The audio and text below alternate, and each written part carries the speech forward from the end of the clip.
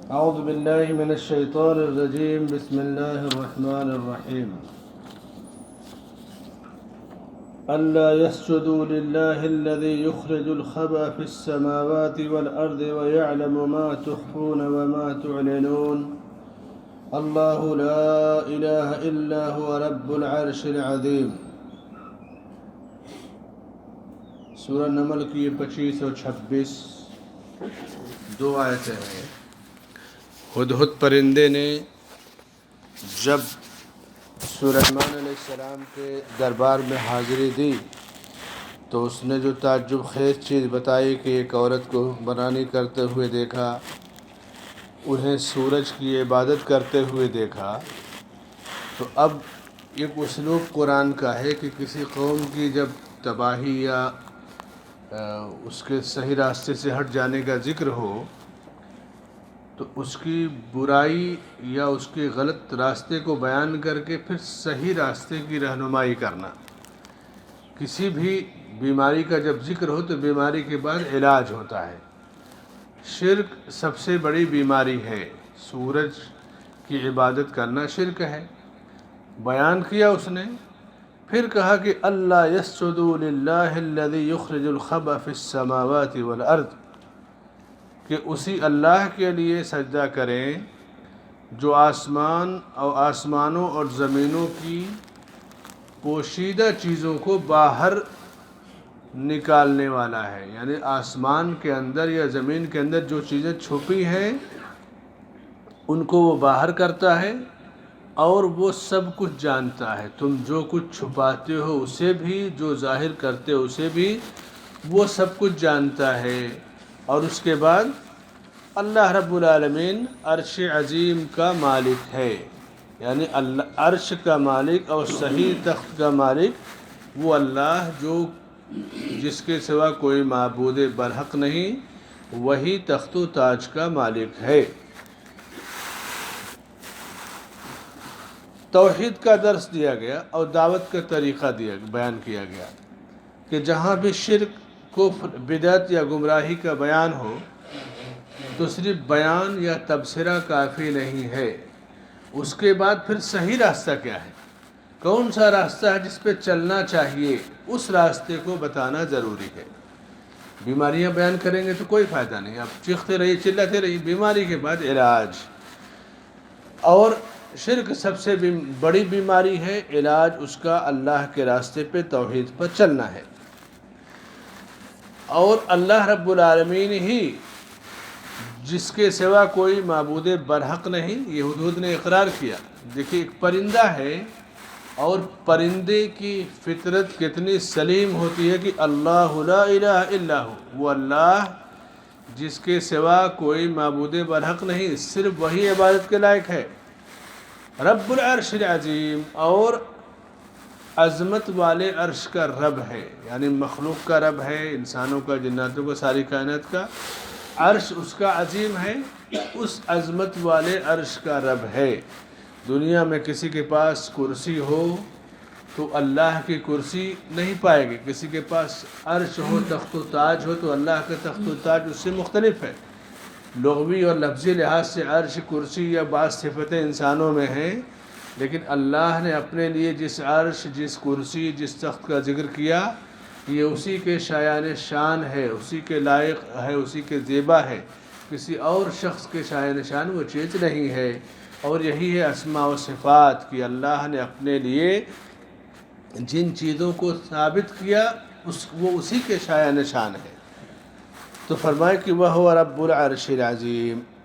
ان آیتوں میں ہدہد پرندے نے جب دو خبر دی، پھر توحید کا ذکر کیا، توحید کی دعوت دی کہ اللہ ہی عرش عظیم کا مالک ہے، پہلا مسئلہ۔ دوسرا، اللہ تعالیٰ کی قدرت بڑی وسیع ہے، وَيَعْلَمُ مَا تُخْفُونَ وَمَا تُعْلِنُونَ، یعنی انسان جو چھپاتا ہے کتنا چھپائے گا، کہاں لے کے جائے گا، چاہے زمین کے اندر لے جائے، سمندر کے اندر لے جائے، اپنے دل میں چھپائے، وہ اسے جانتا ہے، جو ظاہر کرتے ہو اسے بھی، جو چھپاتے ہو اسے بھی۔ چھپانے کی دو صورت ہے، ایک تو آپ اپنے صندوق میں بند کر دیں، لاکر میں بند کر دیں، زمین میں دفن کر دیں، یہ تو بڑی آسان صورت ہے نکالنا۔ لیکن ایک ہے جو دل کے اندر ہے. تو دل کے اندر دنیا کی کوئی طاقت نہیں جان پائے گی کس کے دل میں کیا ہے. یہ اللہ کی قدرت ہے، یہ اس کی شان ہے، اس کی عظمت ہے. وَيَعْلَمُ مَا تُخْفُونَ وَمَا تُعْلِنُونَ. تم جو کچھ چھپاتے ہو، جو کچھ ظاہر کرتے ہو، اللہ تعالیٰ اسے بھی جانتا ہے. تو اللہ کا عرش بلند ہے، اللہ کی قدرت بلند ہے، اللہ کی شان بڑی ہے. اور تیسری چیز بندوں کو ڈرایا کہ دیکھو تم چاہے کوئی بھی کام کرو، چھپ کر کے کرو، کھلم کھلا کرو، اللہ کے ہاں اپنے اس عمل کے ساتھ تمہیں پیش ہونا ہے، کیونکہ اللہ تمہارے ظاہر و باطن کو جانتا ہے. تو اسی لیے اللہ کے نبی صلی اللہ علیہ وسلم دعا کرتے تھے کہ اللہ میرے ان گناہوں کو بخش دے جو میں نے ظاہر میں کیے، ان گناہوں کو بخش دے جو باطن میں کیے، وہ گناہ جو کھلم کھلا کیے. یعنی نبی جیسی عظیم شخصیت بھی اپنے رب سے کوئی چیز چھپاتی نہیں ہے، رب سب کچھ جانتا ہے. نبی معصوم عن الخطا ہوتے ہیں، کوئی غلطی آپ سے نہیں ہوتی، لیکن امت سبق سیکھے کہ اللہ ظاہر اور باطن اور سارے رازوں کو جاننے والا ہے، اور وہی سجدے کا مالک ہے، وہی سجدے کا مستحق ہے، اور وہی عرش عظیم کا مالک ہے. اس کا عرش اسی کے شایان شان ہے. اللہ لا الہ الا هو رب العرش العظیم. وہ اللہ جو معبود برحق ہے، کوئی عبادت کے لائق نہیں، اور عرش عظیم کا رب ہے. عام طور سے ایک سوال آتا ہے کہ وہ جو ملکہ سبا تھی اس کا نام کیا تھا؟ تو مفسرین نے اس کا نام بلقیس لکھا ہے. اہل تفسیر نے اس کا نام لکھا ہے کہ اس ملکہ کا نام جو سبا ملک اور سبا قوم میں حکمرانی کر رہی تھی اس کا نام بلقیس تھا. اور بہت سارے مفسرین نے اس کو لکھا ہے، اور شیخ ابن عثیمین رحمۃ اللہ علیہ کہتے ہیں کہ یہ صحیح ہے کہ اس کا نام بلقیس تھا. تو بہرحال نام سے کوئی بہت بڑا تو مسئلہ نہیں ہے. اصل چیز غلط راستہ، غلط کو غلط کہنا، پھر صحیح اور توحید کی دعوت دینا، اور اس کے بعد اللہ تعالیٰ اپنے عرش پر ہے، عرش پر مستوی ہے. الرحمن علی العرش استوى. اللہ عرش پر ہے. عام طور سے جیسے ہمارے یہاں ایک چیز پھیلی ہے، کسی سے پوچھا جائے کہ اللہ کہاں ہے، تو عوامی جو مزاج ہے وہ کہیں گے اللہ تو ہر جگہ ہے، اللہ تو سب جگہ موجود ہے. یہ جواب غلط اور باطل ہے. اللہ اپنے عرش پر ہے، اور اس کا عرش کہاں ہے؟ آسمانوں میں، 7ویں آسمان کے اوپر. أَأَمِنْتُم مَّن فِي السَّمَاءِ. اللہ نے قرآن میں ذکر کیا نا کہ وہ ذات جو آسمان میں ہے، کیا تم اس سے بے خوف ہو، بے خطر ہو کہ تمہارے پر پتھر برسائے، یا اس طرح سے الگ الگ انداز میں سوالیہ جملے پیش کیے گئے. تو اللہ آسمانوں میں ہے، اس کا عرش 7ویں آسمان کے اوپر ہے. اس کا علم اور اس کی قدرت ہر جگہ پر موجود ہے. یعنی کوئی جگہ نہیں ہے جو اس کے علم اور قدرت سے باہر ہو. وَيَعْلَمُ مَا تُخْفُونَ. وہ چیزیں بھی جانتا ہے جس کو تم چھپاتے ہو. وَمَا تُعْلِنُونَ. اور جو تم ظاہر کرتے ہو.